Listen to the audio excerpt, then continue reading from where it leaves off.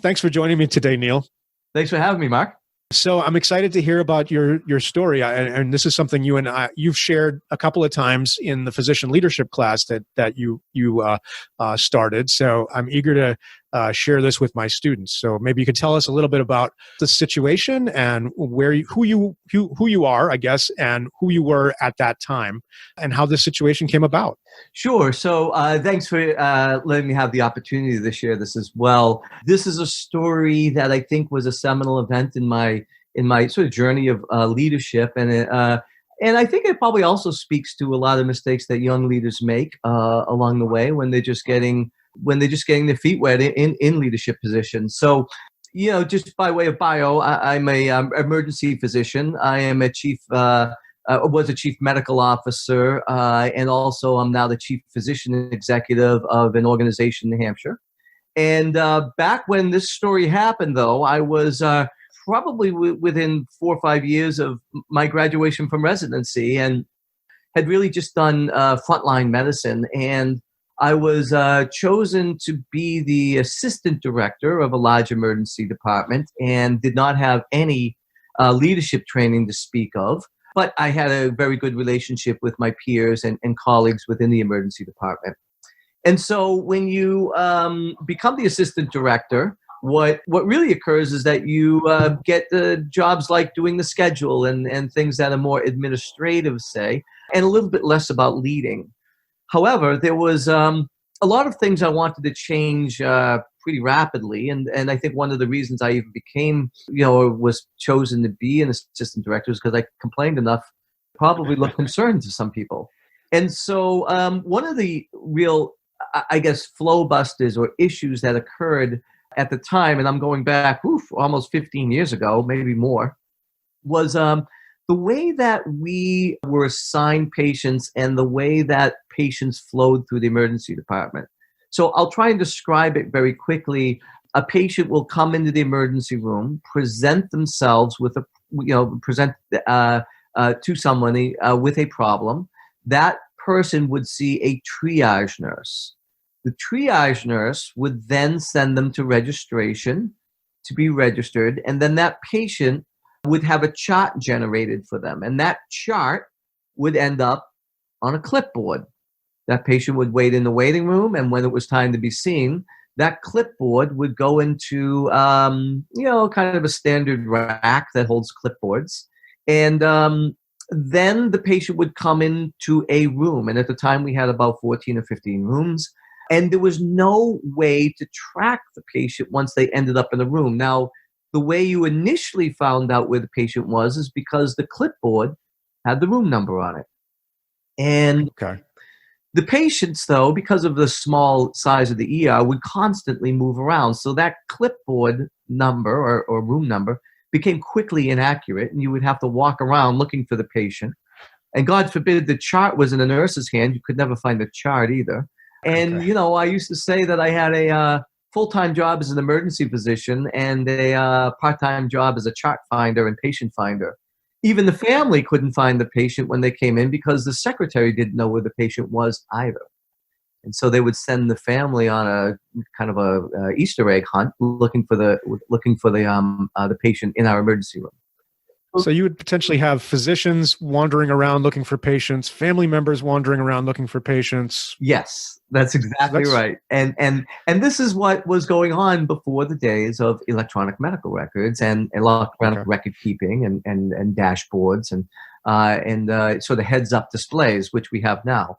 So the inefficiency was so much so that I really wanted to take that on as a project as a new leader and try and fix that. And I had come from another organization where they did something as simple as use a whiteboard, it's typical grease board. And the grease board was all mapped out where all the rooms were. And whoever the nurse was or an attendant who was responsible for putting somebody in a room would go up to the grease board and write the person's name in the room slot on the grease board.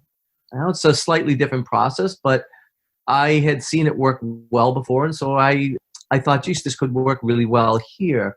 It didn't change much else. The paper chart still existed, but I was hoping that grease board would take on a life of its own, and people would see the benefit of it, and then we could be more efficient.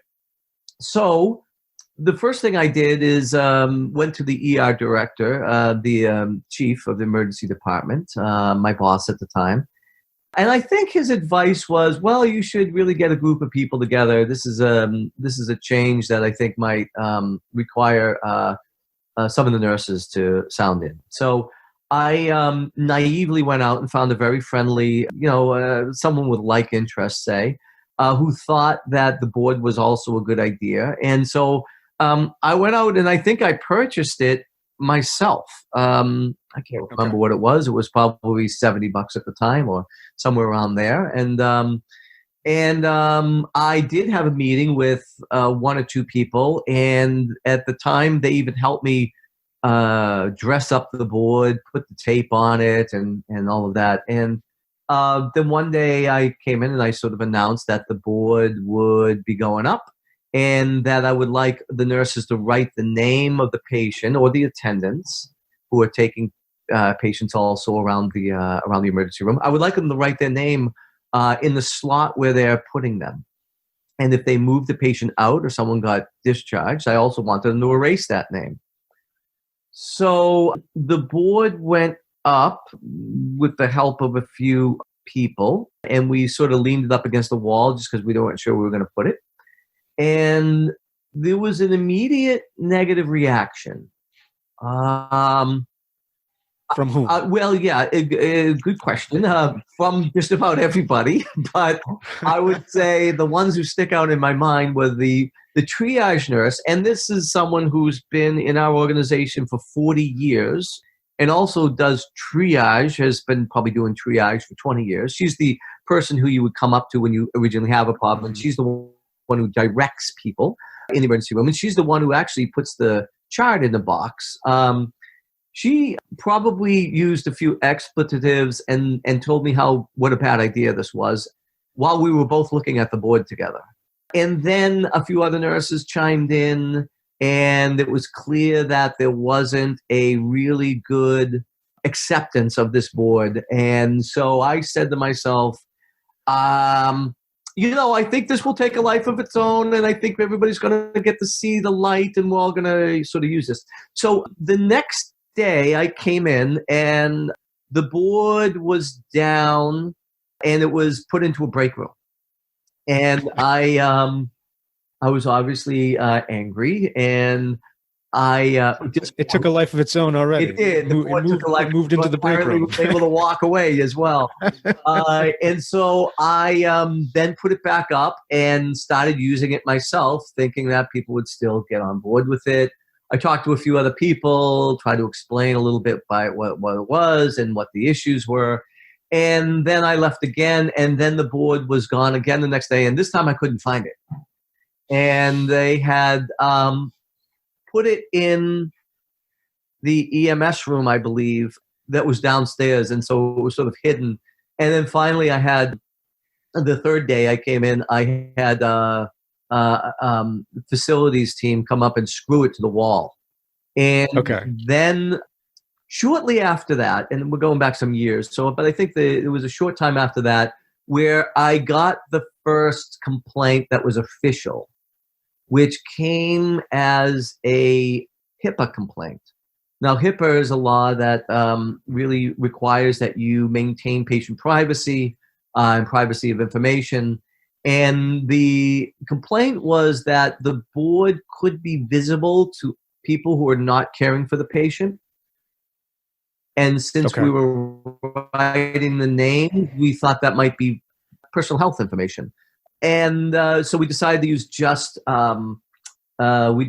to use just initials. And then we ended up, because the complaints kept coming, we ended up having to get a compliance review of the board. And then we ended up spending a lot of time calling other places that have done this before. And then the board finally moved into another area where it was less visible to the patient flow. Okay. That's not where it ended, though.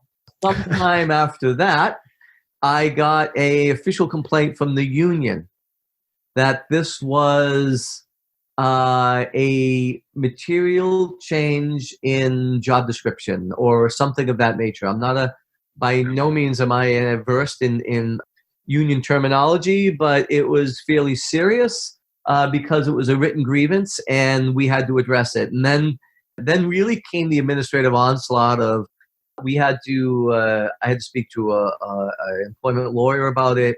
I ended up having to have several meetings with others to discuss the complaint itself. And then we ended up having to fly in a consultant to look at the board, to not only look at compliance and get a joint commission sort of a view of the board, but also we ended up, I think, having to go through a few legal channels to basically look at the experience around the U.S. for these type of boards, et cetera, et cetera. Wow. So I would say that it not only caused me some great consternation and frustration, but it was also equally frustrating to a lot of the nurses and others who were being dragged into this, this issue. And in the end, when I tried to count it up, I tried to look at the time spent in meetings, hourly rate of lawyers, flying somebody in from, a consultant, a joint commission consultant group, and all of the other costs to this. I calculated around $36,000 worth of cost. Now, I bought the board for $50 to $75, and I was just amazed at the reaction that I received after trying to implement what I thought was a fantastic idea. And the blowback I got was something that transformed the way I look at my role as a leader in an organization.